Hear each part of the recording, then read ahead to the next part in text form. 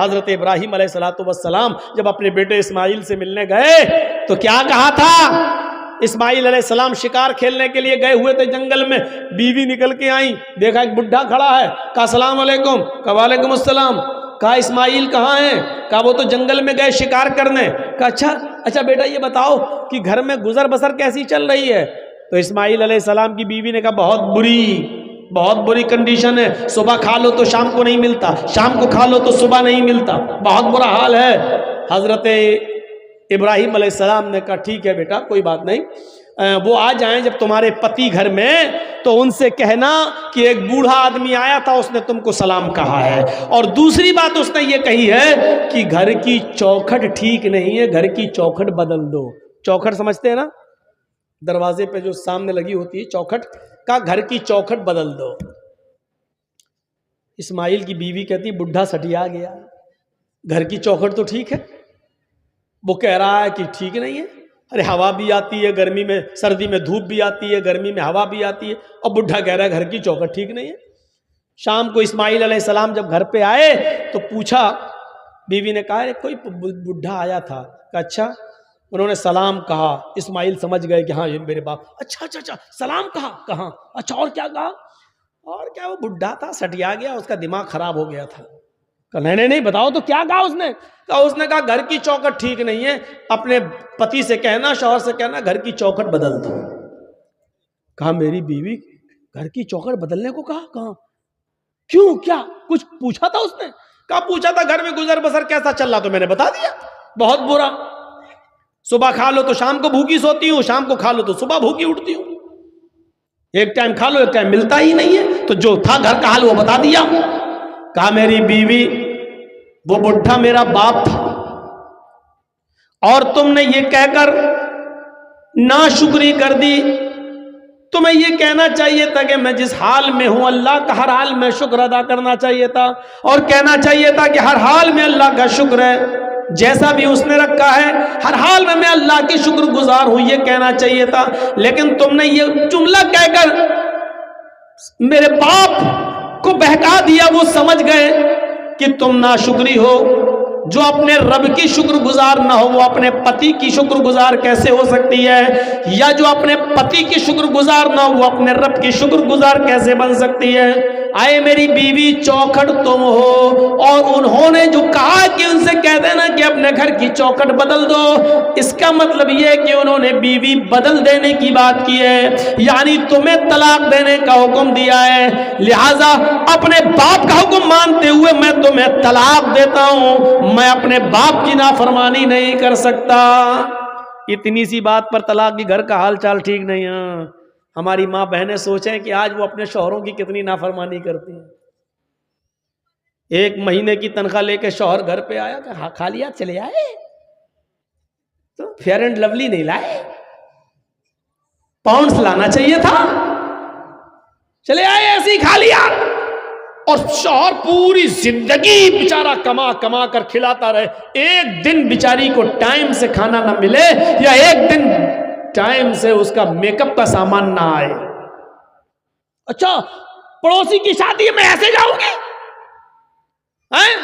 ہم ہی چڑیل لگیں گے، تم نے کیا کیا بتائیے؟ ہماری سہیلی کی شادی ہے اور ہم ایسے جائیں گے؟ جب سے آئی ہوں تمہارے گھر میں پریشان ہوں۔ اس شوہر کے دل پہ کیا بیتتی ہے، جبکہ شادی میں تمہیں نئے کپڑے پہن کر جانے کی ضرورت تھی ہی نہیں، کیونکہ نئے کپڑے پہننے کا حق شوہر کے سامنے ہے۔ یہ عورتوں کی پتہ نہیں کون سی عادت ہے، نئے کپڑے اور اچھے کپڑے گھر میں رکھے رہیں گے، گھر میں وہ بھنگن بن کر رہیں گی۔ کبھی جاؤ گھر میں، صبح سے شام تک نوکری کرو اور آفس سے گھر واپس جاؤ تو دیکھو کچن میں گھسی ہوئی ہے، سلوار گھسی ہوئی ہے، برتن مانج رہی ہے، قریب جاؤ تو پسینے کی بدبو آ رہی ہے، جبکہ اس عورت کو معلوم ہے کہ میرا شوہر آفس سے آنے والا ہے، اس کو پہلے سے بند سنور کر تیار رہنا چاہیے، اچھے کپڑے پہن کر تیار رہنا چاہیے۔ گھر میں رہے گی بھنگن بن کر، اور شادی میں جائے گی ہیما مالنی کی اماں بن کر۔ عجیب دستور ہے، شوہر لا رہا ہے، کما رہا شوہر، اور دیکھ رہے پڑوسی۔ دیکھ رہے گاؤں والے، دیکھ رہے محلے والے. یہ عجیب سسٹم ہے، عجیب سسٹم. ہماری ماں بہنوں کو اس سسٹم کو بدلنا پڑے گا، اس سسٹم کو بدلنا پڑے گا، سیکھنا پڑے گا حضرت ام سلیم سے. حضرت ابو طلحہ کا بیٹا، اے بیٹا کیا ہو گیا؟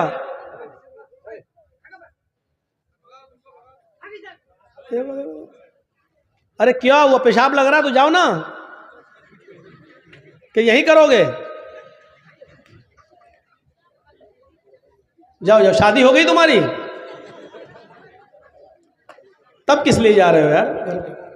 کوئی بڑا آدمی جائے تو چلو شادی شدہ ہے جا رہا ہے، گھر آرڈر نہیں ہوگا بیوی کا، یہ بیچارہ بچہ جا کے کیا کرے گا؟ اور جا رہا تو آیا کیوں؟ ایک جلسہ میں تو 80 سال کا بڈھا اٹھ کے جانے لگا. ہم نے کہا اب کیا کرو گے چاچا گھر میں جا کر؟ اب تو چاچی بھی تمہارا انتظار نہیں کر سکتی بیچاری. تو بیچ میں مت اٹھا کرو بھائی، پیچھے سے اٹھ جاؤ کوئی دقت نہیں ہے، سامنے سے اٹھتے ہیں تو ہم کو تھوڑا سا اچھا نہیں لگتا. تو یہ ام سلیم کو دیکھیے آپ، ابو طلحہ کا بیٹا ام سلیم کا بیمار رہتا تھا، روزانہ خیر خیریت پوچھتے تھے. ایک دن دیر سے آئے اور بچے کا انتقال ہو گیا. سوچئے بچے کا انتقال. میری ماں بہنوں تم اس واقعے کو سنو، یہ تمہارے مطلب کا واقعہ ہے. شوہر ذرا دیر سے گھر سے کام سے آئے، تھکے ہوئے تھے، سیدھے روم میں چلے گئے. ام سلیم نے محلے کی عورتوں سے کہہ دیا کہ میرے بیٹے کا انتقال ہو گیا، لیکن اس کی خبر میرے پتی کو، میرے شوہر کو میرے علاوہ کوئی دوسرا نہیں دے گا. تم جاؤ میرے گھر میں بھیڑ مت لگاؤ. شوہر کو ابھی پتہ نہیں کہ گھر میں میرا بیٹا انتقال کر گیا. شوہر عشاء کے بعد گھر میں آئے. گھر میں آتے ہی پوچھا بیوی سے، ام سلیم، کہا جی کیا ہوا؟ بیٹا کیسا ہے؟ کہا الحمدللہ، اور دنوں کی بنسبت آج بچے کو بہت آرام ہے. آج تو اتنا آرام ہے کہ آج جتنا آرام تو بچے کو کبھی ملا ہی نہیں. دیکھیے کتنی خوبصورتی کے ساتھ اپنے شوہر کو یہ پیغام دے دیا. اچھا ٹھیک ہے سونے دو. سو رہا ہے؟ سونے دو. ٹھیک ہے، تب اس کو جگانا ٹھیک نہیں ہے، سو رہا. کہا ٹھیک ہے آپ نہا دھو لیجئے، فریش ہو جائیے، میں کھانا لگاتی ہوں. محلے کی کسی بھی عورت کو آنے نہیں دے رہی ہیں، اور شوہر کی سیوا دیکھو اس حال میں کہ بغل کے روم میں بیٹے کی لاش ہے، بغل کے روم میں بیٹے کا جنازہ رکھا ہوا ہے، بغل کے کمرے میں بیٹے کی روح کا جسم پڑا ہوا ہے. تصور کرو میری بہنوں، میری ماؤں، کھانا کھلایا اچھی طریقے سے، شوہر نے کھانا کھایا. ام سلیم بھی اپنے شوہر کے ساتھ کھانا کھا رہی ہیں، اور کھانا کھانے کے بعد ام سلیم نے میک اپ کیا، خوشبو لگائی. عورت خوشبو لگا سکتی ہے لیکن گھر کے اندر، گھر کے باہر تو وہ ڈابر آنولا کا تیل بھی لگا کر نہیں نکل سکتی ہے. گھر کے باہر اگر جاتی ہے تو میک اپ تو بہت دور کی بات، خوشبو اور پرفیوم تو بہت دور کی بات، خوشبودار کوئی چیز بھی استعمال نہیں کر سکتی ہے. اگر کسی تیل میں سینٹ آتا ہے، خوشبو آتی ہے، تو وہ تیل بھی لگا کر گھر سے باہر نہیں نکل سکتی ہے. کوئی بجنے والی چیز بھی پہن کر گھر سے باہر نہیں نکل سکتی ہے. چوڑیاں جو کھنکھناتی ہیں اور چلیں تو آواز کریں، وہ گھر سے باہر نکلتے وقت تو چوڑیاں بھی نہیں پہن سکتی ہے. پائل جو چلتے وقت جو پائلوں کی چھنکار اور اس کی آواز اور اس میں لگے ہوئے گھنگروؤں کی آواز اگر آتی ہے تو وہ ایسی پازیب اور ایسی پائل اور ایسے گھنگرو بھی نہیں پہن سکتی ہے. یاد رکھیے میری بہنوں، میری ماؤں، میری بیٹیوں، سوچئے گا ضرور اور غور کیجئے گا کہ لپسٹک، کریم، پاؤڈر تو بہت دور کی بات ہے، گھر سے نکلنا ہے تو خوشبودار تیل لگا کر بھی نہیں نکل سکتی ہے. چوڑیاں جو کھنکھناتی ہیں کھن کھن کی آواز یا چلتے وقت چوڑیوں کی آواز آئے, چلتے وقت ہاتھ ہلیں اور چوڑیاں بولیں, تو ان چوڑیوں کو پہن کر بھی نہیں جانا ہے. پائل اگر اس میں آواز ہے تو وہ بھی پہن کر نہیں جا سکتی ہیں. یہاں تک کہ اگر اونچی ہل کی چپل, اونچی ہل کی سینڈل پہن کر وہ چلتی ہے اور سڑک پر یا پکی زمین پر چلتے وقت تو سینڈل کی کھٹ کھٹ کی آواز آتی ہے, تو ایسی سینڈل اور ایسی چپل پہن کر بھی عورت نہیں جا سکتی ہے کہ جس سے اس کے پیروں کی کھٹ کھٹ کی آواز سے مردوں کے چہرے متوجہ ہوں, مرد اس کی طرف مائل ہوں اور اس کی طرف دیکھنا شروع کر دیں. ایسی چپل بھی نہیں پہننا ہے. پہنیے, ممتا دیدی کی طرح پہن لیجئے, ہوائی چپل پہن کے جائیے, کون منع کر رہا آپ کو؟ شان میں گستاخی ہو گئی مولانا صاحب. اب ہمارے بوتن آ گئے 150 روپے کی چپل پہنیں گے. اب تم 300 کی 500 کی ہل والی چپل پہنو گی, ہل والی چپل پہن کے جاؤ گی تو بولے گی کھٹ کھٹ, ادھر نوجوانوں کی دل بولیں گے دھاک دھاک. یہ صورتحال ہو رہی ہے آج کل. تمہاری چپلوں کی ادھر سے آواز, ادھر لڑکوں کے دل. اس اسلام نے اسی سے تو روکا ہے, جڑ کو ہی ختم کر دیا ہے. اونچی ایڑی کی اونچی ہل کی چپل بھی عورت اگر آواز کرتی ہے تو نہیں پہن سکتی ہے.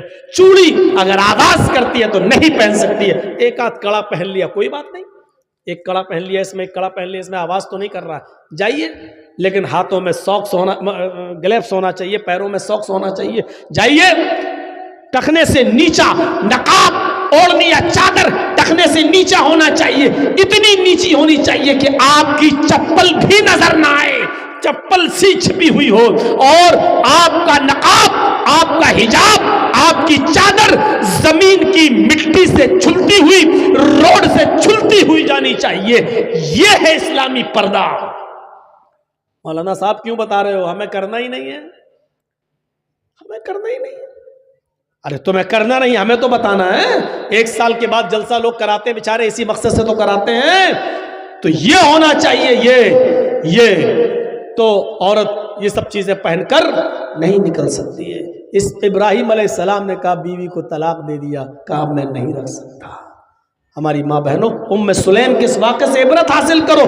میک اپ کرتی ہیں, خوشبو لگاتی ہیں, خوشبو لگانے کے بعد وہ اپنے شوہر کے پاس بھی جاتی ہیں اور وہ اپنے شوہر سے مجامعت بھی کرتی ہیں, ہم بستر بھی ہوتی ہیں. سوچئے, بغل میں بیٹے کی لاش ہے, بیٹے کا جنازہ ہے, اور وہ رات میں میک اپ. تصور کریں ہماری بہنیں اور ہماری قوم کی بیٹیاں, کیا گھر میں آپ کے بیٹے کا انتقال ہو جائے, کیا ایسی صورت میں اپنے شوہر کو اتنا خوش رکھ سکتی ہیں؟ ہم بستری کے بعد جب دونوں فارغ ہوئے, شوہر نے جلدی سے غسل کر لیا. رات میں پیار بھری باتیں ہوتی رہی, بات بچے کی نکل آئی. بیوی نے بڑے پیار سے کہا, ام سلیم نے, آج مجھے ایک سوال میرے ذہن میں کھٹک رہا ہے جو دور نہیں ہو رہا ہے. بڑی میں پس و پیش میں, شچو پنج میں پھنسی ہوئی ہوں کہ کیا ہونا چاہیے. ابو طلحہ نے کہا کیا بات ہے بتاؤ. کہا کہ میری ایک سہیلی نے کچھ مہینے پہلے ایک امانت میرے پاس رکھی تھی جو بہت قیمتی امانت تھی, اور یہ کہا تھا کہ میں کہیں دور جا رہی ہوں, 2 4 6 مہینے کے بعد جب میں واپس آ جاؤں تو میری امانت واپس کر دیجئے. لیکن میرے پتی جی, میرے ہسبینڈ, اس نے جو امانت دی تھی وہ مجھے بہت پسند آ گئی, میرا دل اس پر آ گیا, میں چاہتی ہوں کہ اس کو رکھ لوں اور اس جس کی امانت تھی اس کو میں واپس نہ کروں. ابو طلحہ نے کہا نہیں, یہ تو غلط بات ہے, یہ امانت میں خیانت ہے, یہ گناہ ہوگا. اگر وہ اپنی امانت مانگ رہی ہے تمہاری سہیلی تو اس کی امانت تمہیں واپس کرنا پڑے گی. کہا لیکن وہ امانت مجھے بہت پسند ہے, اس چیز پر میرا دل آ گیا ہے, میں نہیں چاہتی ہوں کہ اس کو وہ دوں. ابو طلحہ نے کہا تم بہت غلط کر رہی ہو, تمہیں اس کی امانت دینا پڑے گی ورنہ جہنم میں جاؤ گی. بے ایمانی مت کرو. جس کی امانت تھی اس کی امانت واپس کر دو۔ کہا میرے پیارے شوہر تو پھر ایک امانت اللہ نے مجھے دی تھی، 2-3 سال پہلے اللہ نے مجھے بھی ایک امانت دی تھی، اور وہ امانت مجھے بہت زیادہ پسند ہے، اس امانت پر میرا دل آ گیا ہے، وہ امانت میرا بیٹا ہے، لیکن آج اللہ نے اپنی امانت مجھ سے مانگی تو میں نے اس کی امانت اس کو واپس کر دی، اس کی امانت میں نے اس کو واپس کر دی۔ اگر میں اپنے پاس رکھتی اور اس پر بے ایمانی کرتی تو امانت میں خیانت ہوتی۔ میرے پیارے شوہر، بچہ آرام سے سو رہا ہے، اس کا مطلب یہ ہے کہ بچہ میرا اس دنیا میں نہیں رہا، اللہ کی امانت دی، اللہ نے اس بچے کو لے لیا ہے۔ ابو طلحہ کے پیروں کے نیچے سے زمین سرک گئی، بولے تو کچھ نہیں، لیکن کہا کہ اس حال میں بھی تم مجھے کھانا کھلا رہی ہو، تم مجھ سے ہم بستری کر رہی ہو، پیار و محبت تم نے مجھ سے کیا ہے، تم نے بچے کے بارے میں مجھے بتایا نہیں۔ وہ تو ٹھیک ہے، اللہ کی امانت تھی، اللہ نے لے لیا، لیکن اس کا یہ مطلب تو نہیں تھا کہ تم محلے کی عورتوں کو بھی روکے رکھو۔ کوئی بات نہیں ہے، صبح سورج نکلنے کے بعد اس بچے کو دفن کر دیا جائے گا۔ حضرت ابو طلحہ جیسی اذان کی آواز ہوتی ہے مسجد میں جاتے ہیں، اللہ کے نبی صلی اللہ علیہ وسلم نماز پڑھاتے ہیں، اور نماز پڑھانے کے بعد جب ابو طلحہ اللہ کے نبی کے پاس بیٹھتے ہیں اور پوری کی پوری رات کی داستان سنا دیتے ہیں۔ اللہ کے نبی ایسا ہوا، میری بیوی نے رات میں بھی نہیں بتایا ہے، میری بیوی نے مجھے کھانا بھی کھلایا ہے، اس کے بعد ہم بستری بھی کیے، شاریرک سمبند بھی بنایا ہے، اے اللہ کے نبی اس کے بعد کا اللہ کی امانت دی، اللہ نے لے لیا۔ اللہ کے نبی فرماتے ابو طلحہ بس اے ابو طلحہ، اللہ تمہاری بیوی کو جزائے خیر دے، اللہ اس کو اچھا بدلہ دے، اور تم دونوں نے آج رات میں جو مجامعت کی، جو ہم بستری کی ہے، اللہ اس میں برکت عطا فرمائے، اللہ اس میں برکت عطا فرمائے، اللہ اس میں برکت دے۔ اسی دن کی مجامعت اور ہم بستری سے حضرت ام سلیم کو حمل ٹھہرا ہے، اسی ام سلیم کو حمل ٹھہرا ہے، اور اسی ابو طلحہ کو ام سلیم سے اسی دن حمل ٹھہرا ہے، اور پھر 9 مہینے کے بعد بچہ پیدا ہوتا ہے۔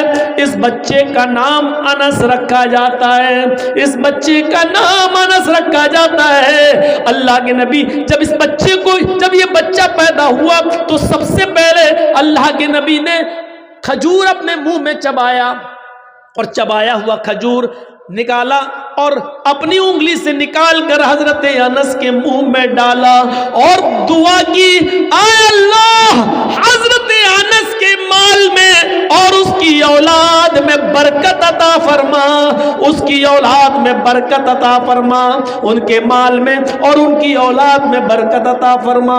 یہ انس ہی تھے جنہوں نے 10 سال جناب محمد رسول اللہ کی خدمت کی ہے، یہ انس ہی تھے، آگے چل کر یہ بڑے امیر بنے، اللہ نے ان کی دولت میں بھی اضافہ کیا اور ان کے بچوں کی تعداد میں بھی اضافہ ہوا ہے۔ مدینے میں اکثر بچوں کی تعداد انہی کی نظر آتی تھی، سب سے زیادہ بچے انہی کے نظر آتے تھے۔ یہ دعا کا اثر تھا جناب محمد رسول اللہ صلی اللہ علیہ وسلم کی دعا کا۔ کہنا یہ چاہتا ہوں کہ اس واقعے کو دیکھیے کہ پہلے زمانے کی عورتیں بچے کے انتقال کے بعد بھی میک اپ اپنے شوہر کے لیے کر رہی ہیں، بن ٹھن کر اپنے شوہر کے لیے رہ رہی ہیں، اپنے شوہر کو سکون پہنچا رہی ہیں، یہاں تک کہ رات میں شوہر نے جب میک اپ میں اور خوشبو میں اپنی بیوی کو دیکھا تو وہ بھی اپنے آپ کو روک نہ سکے اور انہوں نے ان سے ہم بستری بھی کی، اور اس ہم بستری پر برکت کی دعا جناب محمد رسول اللہ صلی اللہ علیہ وسلم نے کی کہ اللہ اس رات میں تمہیں کوئی برکت عطا فرمائے۔ پھر حضرت انس پیدا ہوتے ہیں، پھر انس کے منہ میں بھی سب سے پہلے لقمہ لعاب دہن جناب محمد رسول اللہ کا جاتا ہے۔ میرے پیارے ساتھیوں، پھر انس کے مال و دولت، مال و اولاد میں برکت کی دعا بھی اللہ کے نبی کرتے ہیں۔ تو یہ اس زمانے میں یہ حال تھا، وَلَا تَوْقَنَّ وَالِدَيْكَ وَإِنْ أَمَرَاكَ أَن تَخْرُجَ مِنْ أَهْلِكَ وَمَالِكَ، اپنے والدین کی نافرمانی مت کرنا، اگرچہ وہ دونوں تمہیں حکم دیں کہ ان کے گھر سے نکل جاؤ، اپنے بیوی بچوں کو چھوڑ دو، مال و دولت کو چھوڑ دو، تب بھی ان کی نافرمانی مت کرنا۔ وَلَا تَتْرُكَنَّ صَلَاةً مَكْتُوبَةً مُتَعَمِّدًا، فرض نماز کبھی بھی قصدن جان بوجھ کر مت چھوڑنا۔ فَإِنَّ مَن تَرَكَ صَلَاةً مَكْتُوبَةً مُتَعَمِّدًا فَقَدْ بَرِئَتْ مِنْهُ ذِمَّةُ اللَّهِ، جو فرض نماز قصدن جان بوجھ کر چھوڑ دیتا ہے، اللہ کی ذمہ داری اس کے اوپر سے ہٹ جاتی ہے۔ جب نمازی نماز نہ پڑھے اور فرض نمازوں کا جنازہ نکلتا رہے تو اللہ کی اس کے اوپر کوئی ذمہ داری نہیں ہے، مرے کٹے کچھ بھی ہو، پھر اللہ کی کوئی ذمہ داری اس کے اوپر نہیں رہی ہے۔ فقط بریت منہ ذمۃ اللہ، اللہ کے ذمے سے وہ آدمی نکل گیا ہے جو فرض نماز کی پابندی نہیں کرتا ہے۔ اور چوتھی چیز بتائی، ولا تشربن خمرا فانہ رأس کل ذنب، اور سنو کبھی شراب مت پینا، کسی بھی کنڈیشن میں شراب کو ہاتھ مت لگانا۔ فَإِنَّهُ رَأْسُ كُلِّ ذَنْبٍ، اس لیے کہ وہ ہر برائی کی جڑ ہے، ہر برائی کی جڑ شراب ہے۔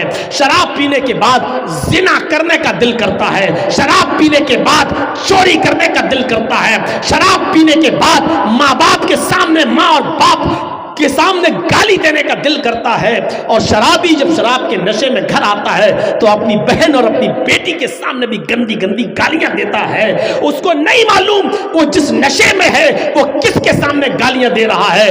وہاں اس کی بیوی بھی موجود ہے، اس کی ماں بھی موجود ہے، اس کی جوان بیٹی بھی موجود ہے، لیکن ادھر بھی ایسی گندی گندی گالیاں اس کے منہ سے نکلتی ہے کہ جس کو سننا گوارا نہیں کیا جا سکتا ہے۔ میرے پیارے ساتھیوں، اس لیے کہا فَإِنَّهُ رأس کل ذنب، شراب کو ہاتھ مت لگانا کیونکہ شراب تمام برائیوں کی جڑ ہے۔ وَإِيَّاكَ بِالْمَعْصِيَةِ فَإِنَّ بِالْمَعْصِيَةِ حَلَّ سَخَطُ اللَّهِ، ہر گناہ کے کام سے دور رہنا ہے معاذ، ہر گناہ کے کام سے دور رہنا ہے معاذ، اس لیے کہ جس بستی میں گناہوں کے کام عام ہو جاتے ہیں، جس بستی میں جوا عام ہو جاتا ہے، جس بستی میں شراب عام ہو جاتی ہے، جس بستی کے اندر زناکاری عام ہو جاتی ہے، حَلَّ سَخَطُ اللَّهِ، تو اللہ کا غضب، اللہ کا عذاب بھی اس بستی پر حلال ہو جاتا ہے۔ یعنی اللہ کسی وقت اس بستی پر عذاب نازل کر سکتا ہے۔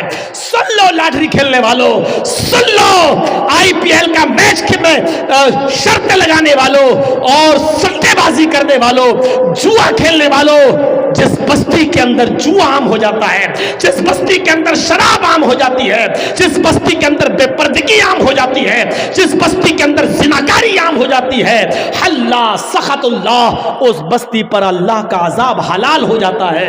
یعنی اللہ کے لیے حلال ہے کہ اس بستی کو کبھی بھی تباہ کر دے، اس بستی پر کبھی بھی اپنا عذاب نازل کر دے، اس بستی کو جب چاہے تہو تیگ کر دے، پلٹ دے اور ملیا میٹ کر دے، ملیا میٹ کر دے، جب چاہے تب تباہ کر دے، کیونکہ اب اس بستی پر اللہ کا عذاب حلال ہو گیا ہے۔ میرے بھائیوں، اور مزید جو 5 باتیں ہیں وہ اب اور نہیں آگے ہم بڑھ سکتے ہیں 10 چیزوں میں سے، کیونکہ ہمیں معلوم ہے کہ ان 5 چیزوں کی طرف گئے تو ابھی 1 ڈیڑھ گھنٹہ اور چلا جائے گا۔